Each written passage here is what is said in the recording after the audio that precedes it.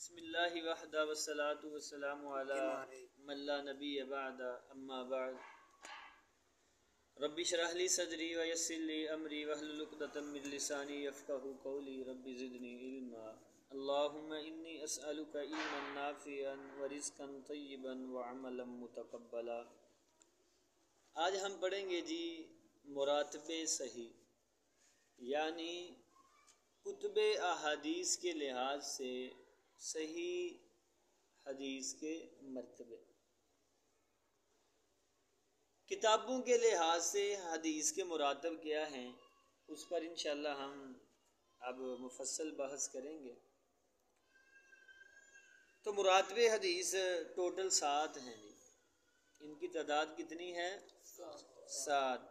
سب سے پہلے متفق علیہ، متفق علیہ، متفق علیہ سے مراد ہے جسے امام بخاری اور امام مسلم رحمہ اللہ نے اپنی اپنی صحیح میں روایت کیا ہو، اپنی اپنی صحیح میں بیان کیا ہو، اپنی اپنی صحیح میں درج کیا ہو، دوسرے محدثین رحمہم اللہ اجمعین اس میں شریک ہوں یا نہ۔ یعنی پہلا مرتبہ مراتب حدیث میں سے پہلا مرتبہ ہوا متفق علیہ، جسے امام بخاری اور امام مسلم رحمۃ اللہ علیہ اپنی صحیح میں بیان کریں۔ اب دوسرے محدثین جیسا کہ امام ابو داؤد، ترمذی، نسائی، ابن ماجہ یہ کر دیں تو ٹھیک ہے، نہ کریں تو تب بھی امام بخاری اور مسلم کو فرق نہیں پڑتا۔ اس کی مثال ہے جی جیسے من یرید اللہ بہ خیرا یفقہہ فی الدین۔ اب یہ صحیح بخاری مسلم کی روایت ہے کہ جس کے ساتھ اللہ خیر و بھلائی کا ارادہ کریں، اللہ اسے کیا کرتے ہیں؟ دین کی سمجھ عطا کر دیتے ہیں۔ تو آپ تو اہل علم ہیں، آپ کو اللہ نے دین کی سمجھ عطا کی ہے، دین کی فہم عطا کیا ہوا ہے، تو آپ کے ساتھ اللہ نے خیر کا ارادہ کیا ہے، آپ کے ساتھ اللہ رب العالمین کی خوشنودی کا ارادہ ہے، اللہ آپ سے راضی ہے، اس لیے تو اللہ نے آپ کو چن کر یہاں پہ جمع کیا ہے۔ ورنہ گلیوں میں ہزاروں لوگ ہم سے زیادہ حسین و جمیل، ہم سے زیادہ قدآور، ہم سے زیادہ مالی اعتبار سے، وہ بیچارے آج دھکے کھا رہے ہیں، رول رہے ہیں۔ تو اللہ کا شکر ادا کرنا چاہیے کہ اللہ نے ہمیں چن لیا ہے۔ تو متفق علیہ کی مثال ہے من یرید اللہ بہ خیرا یفقہہ فی الدین، یہ صحیح بخاری مسلم کی روایت ہے۔ معاویہ بن ابو سفیان رضی اللہ تعالی عنہما اس حدیث کے کیا ہیں جی؟ راوی ہیں۔ بات سمجھ آ رہی ہے نا؟ آگے ہے جی دوسرا مرتبہ افراد بخاری، افراد بخاری جسے امام بخاری نے اپنی صحیح میں نقل کیا ہو۔ پتہ چلا اکیلے امام بخاری نے نقل کیا ہو، امام مسلم نے نقل نہ کیا ہو۔ جس حدیث کو اکیلے امام بخاری اپنی کتاب الجامع، صحیح بخاری کا پورا نام کیا ہے جی؟ صحیح الجامع المسند المختصر من امور رسول اللہ المتصل من امور رسول اللہ صلی اللہ علیہ وسلم و سننہ و ایامہ، اس کا پورا نام ہے جی۔ تو دوسرا مراتب حدیث میں سے مرتبہ ہے افراد بخاری، جس حدیث کو صرف امام بخاری نے اپنی صحیح میں نقل کیا ہو۔ مثلا ایک آدمی نے کہا اللہ کے رسول مجھے وصیت کریں، آپ نے فرمایا لا تغضب، غصہ نہ کیا کر، غصہ نہ کیا کر۔ اب اس حدیث کو امام مسلم نے بیان نہیں کیا بلکہ امام بخاری نے۔ تیسرے نمبر پر ہے جی افراد مسلم، جسے امام مسلم رحمۃ اللہ علیہ اکیلے نقل کریں۔ کون نقل کرے؟ امام مسلم رحمۃ اللہ علیہ۔ اس کی مثال یہ ہے جی من دل علی خیر فلہ مثل اجر فاعلہ، یہ صحیح مسلم کی روایت ہے۔ نبی علیہ السلام نے فرمایا جو بندہ کسی بندے کی نیکی والے کام کی طرف رہنمائی کرتا ہے تو اس بندے کو بھی اتنا ہی اجر ملتا ہے۔ میری نماز پتہ نہیں قبول ہے کہ نہیں، میں نے انس بھائی کو کہا کہ نماز پڑھ، اس نے میرے کہنے پہ نماز پڑھی، اس کی نماز ہو نہ ہو اللہ مجھے ثواب ضرور دیں گے کیونکہ میں نے نیکی کی طرف اس کی رہنمائی کی ہے۔ تو اس کا مفہوم مخالف کیا ہوا؟ کہ جو بندہ جو طالب علم نیکی سے لوگوں کو دور کرنے کی کوشش کرتا ہے وہ بھی بندہ گناہ میں برابر کا شریک ہے۔ آپ یہاں سے یہ بھی مسئلہ نکال سکتے ہیں کہ جو بچہ جو طالب علم جو علم کا متلاشی چاہتا ہے کہ میں اپنے بھائی کو بھی اپنے ساتھ اٹیچ کروں، اس کی ہیلپ کروں دینی معاملات میں، تو اللہ رب العالمین اس بندے کو بھی کیا دیتے ہیں جی؟ اجر دیتے ہیں، پورا پورا اجر اللہ۔ اس کے بعد ہے جی جو امام بخاری مسلم کی متفقہ شروط صحت سے متفق ہوں، یعنی امام بخاری اور مسلم نے جو شرائط لگائی ہیں وہ شرائط جس روایت میں پائی جائے اس روایت کو ہم صحیح مانتے ہیں، یعنی مراتب صحیح میں لے کے آتے ہیں۔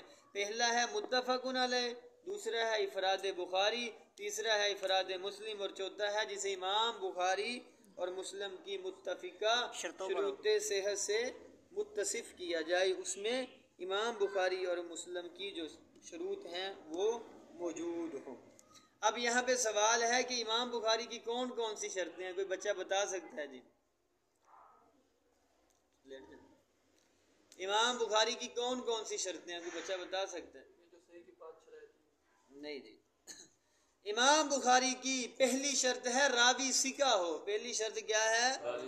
راوی ثقہ ہو۔ دوسری شرط ہے سند متصل ہو۔ تیسری شرط ہے کلیز الملازمت مع الشیخ، کہ یعنی استاد کے پاس اس قدر بیٹھا ہو، استاد کے پاس اس قدر بیٹھ کر محنت کرنے والا ہو، استاد کے پاس اس قدر کوشش کے اطمینان کے ساتھ بیٹھا ہو کہ بیٹھنے سی وجہ سے اس بندے کو اللہ نے ایک وسیع حافظہ عطا کر دیا۔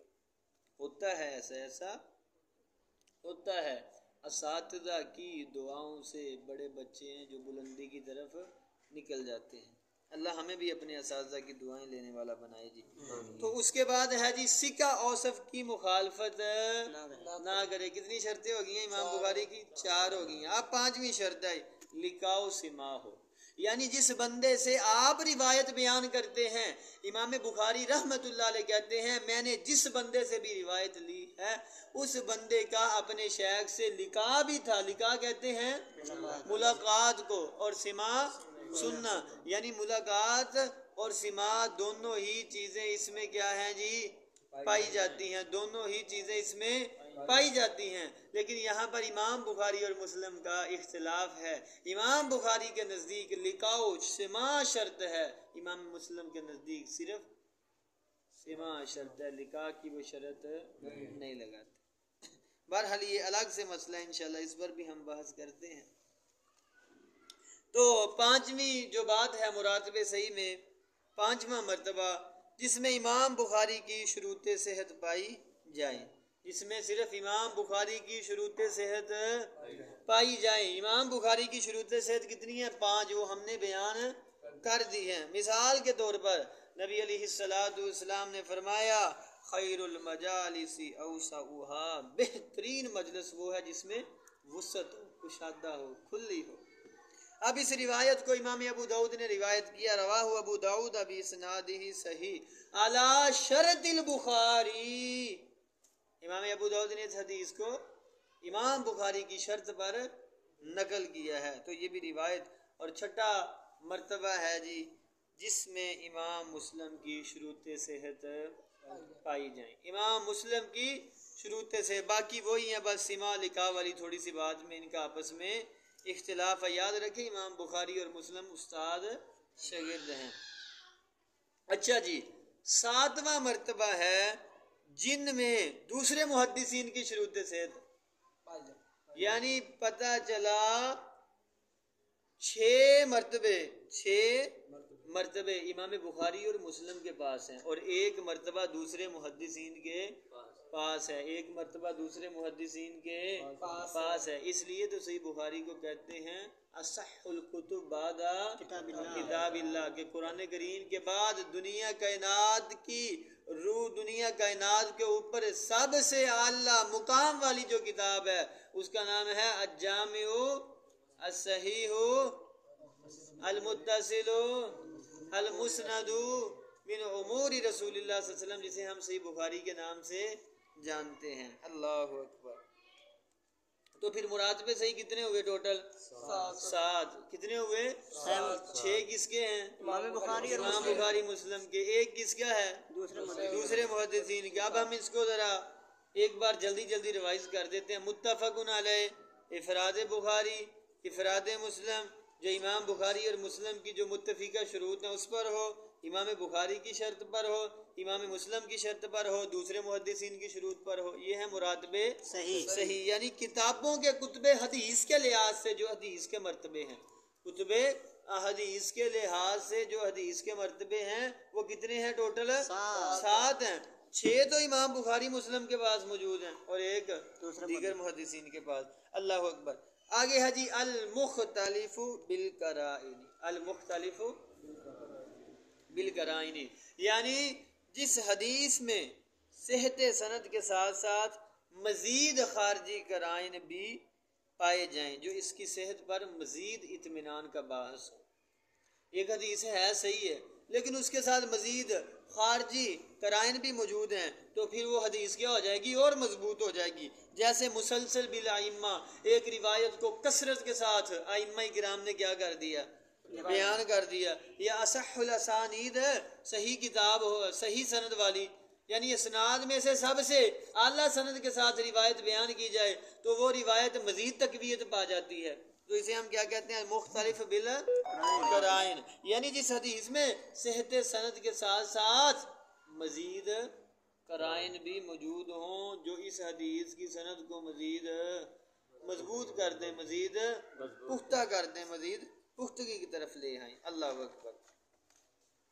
آگے چلیے گا جی، اب ہم پڑھتے ہیں انشاءاللہ ضعیف کی اقسام، عدم ضبط، ضعیف کی اقسام عدم ضبط، اوہام یعنی وہم یا مخالفت روات کی روح سے، روات کی روح سے۔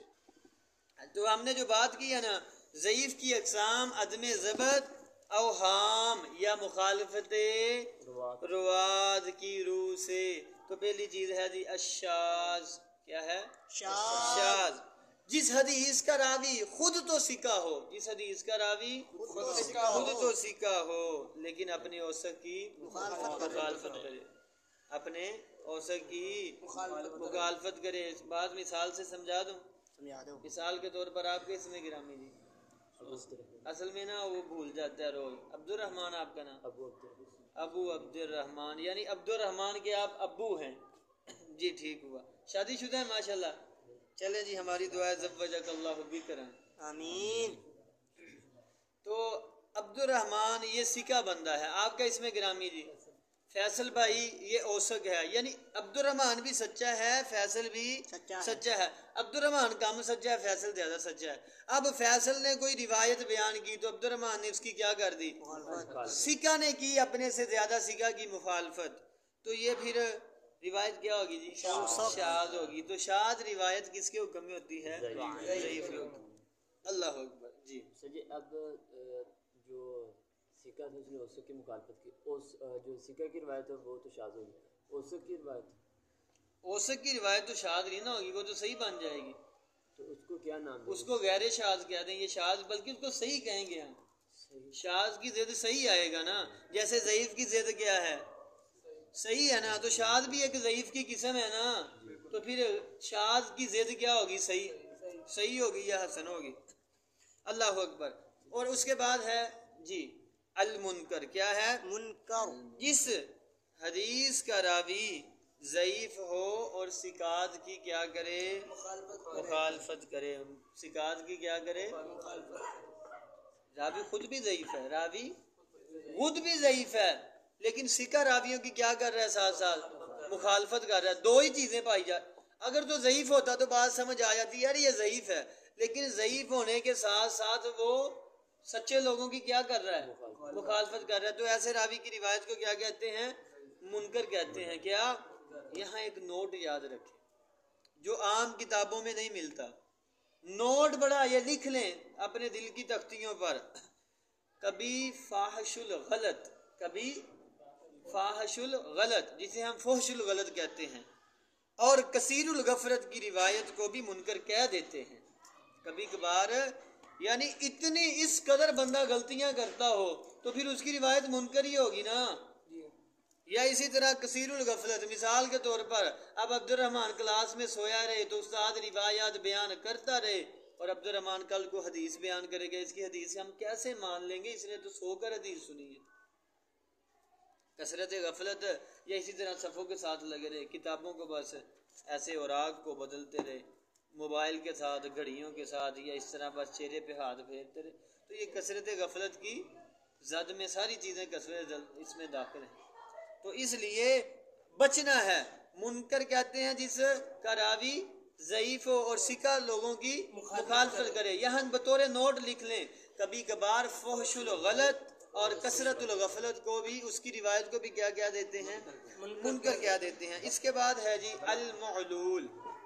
المعلول اور ادھر بھی سکہ کی روایت صحیح ہوگی کدھر؟ ادھر ہاں جی، منکر کے مقابلے میں بھی سکہ ہی آئے گا نا۔ سر جی اب ایک بندہ یعنی جس طرح آپ نے مثال دی، سکہ اوسط کی مخالفت کرے تو شاذ، تو سر جی اگر اس جگہ آ کے کہ جو سکہ راوی ہے اوسط کی مخالفت کرتا ہے اور سکہ کی روایت میں شاذ بھی آ جاتی ہے، اور اب جو شاذ روایت ہے تو وہ بھی سکہ کی، اب سکہ یہ والی سکہ کی اگر مخالفت کرے ضعیف راوی تو اس سکہ کی روایت کو کیا کہیں گے؟ وہ بھی ضعیف ہے، یہ بھی ضعیف۔ اصل میں ضعیف راوی ہے نا جو، جیسے یہ اس کی روایت تو ہوتی منکر ہے، منکر کے مقابلہ میں صحیح روایت ہی آئے گی نا، جبکہ صحیح دو طرح کی ہمارے پاس موجود ہے، ایک ہے سکہ راوی کی، ایک ہے اوسط کی۔ اب مقابلہ کس کا ہوا؟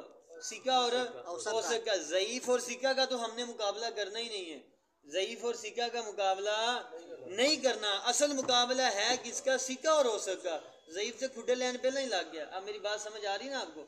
ضعیف تو پہلے ہی چلا گیا، ضعیف کی تو ہمیں ضرورت ہی نہیں ہے، تو یہ مسئلہ ہے۔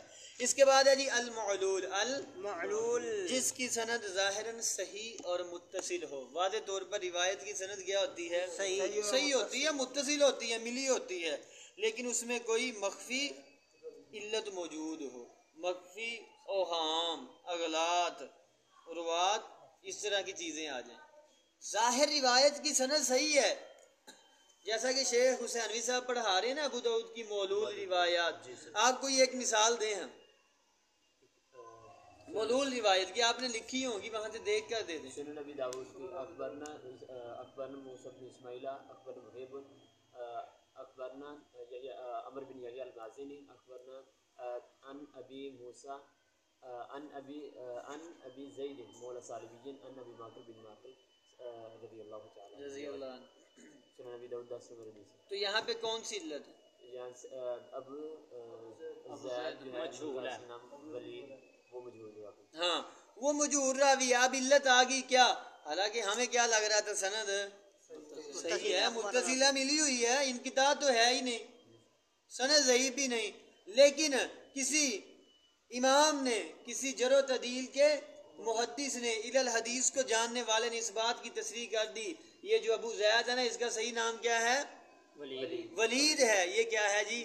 مجہول ہے۔ تو معلول راوی کی روایت جس میں علت ہو وہ روایت صحیح نہیں ہوتی، وہ صحیح نہیں ہوتی۔ واضح بات ہے، ہم ضعیف کی اقسام پڑھ رہے ہیں تو وہ صحیح کیسے ہوگی؟ تو یہ سمجھ آ رہی ہے آپ کو؟ اس کے بعد ہے جی علل الخفیہ۔ علل الخفیہ، اللہ اکبر، وہ امور خفیہ، وہ امور خفیہ جو حدیث کے ضعف ہونے کا، ضعیف ہونے کا سبب بن جائیں۔ ایسے امور جو حدیث کے ضعیف ہونے کا سبب بن جائیں انہیں علل خفیہ کیا دیتے ہیں۔ وہ کوئی بھی سبب ہو سکتا ہے جی، شاذ ہو سکتی ہے، منکر ہو سکتی، مولود ہو سکتی ہے، اس کے علاوہ معلق ہو سکتی ہے، منقطع ہو سکتی ہے، موضوع ہو سکتی ہے، یہ ساری چیزیں آ جائیں گی۔ اللہ اکبر۔ اس کے بعد ہے المدرج۔ المدرج، المدرج کی تعریف ہے جو روایت ظاہری طور پر تو مرفوع حدیث کا حصہ معلوم ہو، ظاہری کیا ہو؟ مرفوع حدیث کا حصہ ہو، لیکن اصل میں وہ کلام نبوت نہ ہو۔ اس کی کوئی مثال دے سکتا ہے؟ بلوغ المرام میں اس کی مثال موجود ہے۔ حضرت ابو ہریرہ رضی اللہ تعالیٰ عنہ اپنے معصوم کو ادھر تک ہوتے ہیں. جی بیٹا مدرج روایت جس کی جو بظاہر تو لگے کہ نبی پاک کا کلام ہے، کلام نبوت ہے. ہاں جی بلوغ المرام کی روایت حافظ ابن حجر کہتے ہیں فی البحری سمندر کے بارے میں ہوا الطہور ماؤہ والحل، تو یہاں پر فی البحر یہ مدرج ہے، یہ حافظ ابن حجر کا اپنا کلام ہے، حافظ ابن حجر کی اپنی بات ہے. اصل میں حافظ ابن حجر نے یہ لمبی روایت کو مختصر کر کے بیان کر کے مسئلہ سمجھا دیا. اسی طرح صلاۃ اللیل والنہاری مسنا مسنا، یہاں پہ جو نہار کے الفاظ ہیں نا دن کے، یہ کیا ہیں؟ مدرج. لگ رہا ہے نا، لگ یہ رہا ہے ہمیں کہ یہ کلام نبوت ہے، لیکن حقیقت میں یہ کلام نبوت نہیں ہے. تو پھر مدرج کی تعریف کیا ہوئی جی عبد الرحمن؟ جو روایت ظاہری طور پر تو کلام نبوت لگے لیکن اصل میں وہ کلام نبوت نہ ہو. ہاں اصل میں وہ کلام نبوت نہ ہو. شابہ. اس کے بعد ہے جی المضطرب. جس حدیث کے راوی اس کی اسناد یا سیاق متن میں ایک دوسرے کی مخالفت کریں اور وہ طرق مختلف صحت میں بھی برابر ہوں، وہ طرق، وہ سندیں، وہ راستے جناب والا برابر ہوں صحت کے لحاظ سے بھی، ان کے درمیان جمع بھی ممکن نہ ہو. ان کے درمیان تو پہلی کو مضطرب السند اور دوسری کو مضطرب المتن. آپ کو پتہ ہے جیسے سند میں اضطراب ہوتا ہے ویسے متن میں بھی اضطراب ہوتا ہے، متن میں بھی اضطراب ہوتا ہے. اس کی آپ مثالیں کل انشاءاللہ لائیں گے 5 تلاش کر کے. اور بھائی کون لے کے آئے گا؟ ہاتھ اٹھائے. وہ اٹھائے جس نے لے کے آنی ہے، ورنہ کوئی میں کچھ نہیں کہوں گا، میں تو انشاءاللہ تلاش کر کے لاؤں گا. مضطرب السند اور مضطرب المتن کی 5 مثالیں کون لے کے آئے گا؟ چلے انشاءاللہ جی 5 10 15 20 ہو گئی ہیں. کتنی ہو گئی ہیں؟ 20 ہو گئی ہیں، کافی ہیں. جی دوبارہ جس حدیث کے روات اس کی اسناد یا سیاق متن میں ایک دوسرے کی مخالفت کریں، اللہ اکبر، اور وہ طرق مختلف صحت میں بھی برابر ہوں، ان کے درمیان جمع بھی ممکن نہ ہو، اور وہ طرق مختلفہ صحت میں بھی برابر ہوں، اور ان کے درمیان جمع بھی ممکن نہ ہو. پہلی کو مضطرب السند اور دوسری کو مضطرب المتن کہتے ہیں. اس کے بعد ہے جی المقلوب. جس حدیث کی تمام سند کسی دوسری حدیث کی سند سے یا مکمل متن کسی دوسری حدیث کے متن سے یا کوئی ایک لفظ خاص سند کا یا متن کا کسی دوسرے سے بدل جائے، ایسی روایت کو کیا کہتے ہیں؟ مقلوب. کیا کہتے ہیں جی؟ مقلوب. یا تو ایک سند کسی دوسری حدیث کی سند سے مکمل طور پر بدل جاتی ہے، یا ایک حدیث کا متن مکمل تبدیل ہو جاتا ہے، یا مکمل نہیں بلکہ ایک لفظ کسی دوسرے لفظ سے تبدیل ہو جاتا ہے، تبدیل ہو جاتا ہے. جی انشاءاللہ میں آپ کو وائٹ بورڈ پہ مضطرب السند اور متن کی مثال سمجھاؤں گا.